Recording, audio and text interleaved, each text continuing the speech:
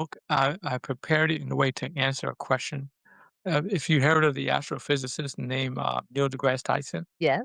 posed a question on many of the lectures and talks that he gives. He posed a question um, regarding religion and science.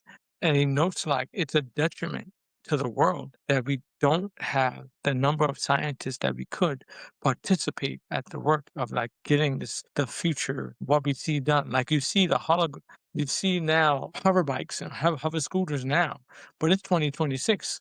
With respect to Back to the Future too, we're 10, 15 years too late. We Yes. don't have the number of scientists and engineers at that problem. How long did it take America to get to 5G and fighting over other countries just to get to 5G? Like why are we at that? And as he mentions the number of religious people as a detriment to that number of people that are actually answering the question, answering that problem. The difference as if you ever heard of the National Association of Sciences, NAS?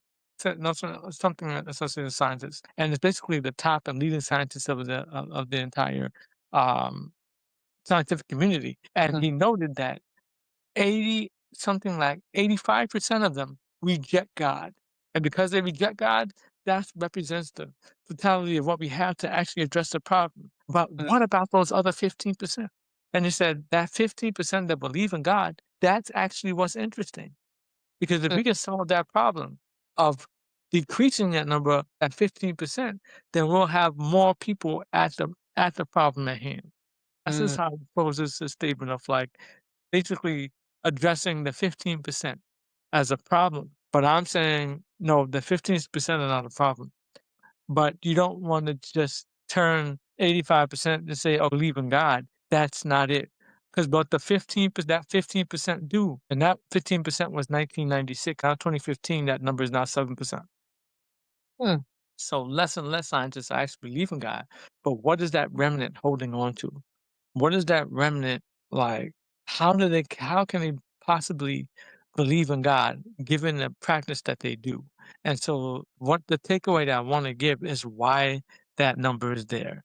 Why is it even getting smaller? mm, It's not because they are suddenly rejecting God. That remnant holds on to belief in God because and there's principles and nuances in their practice of engineering, science, and what have you that they can't ignore. And it's what other people are being pushed to ignore. That's a problem. And it's expected. It's expected. But know what they're holding on to.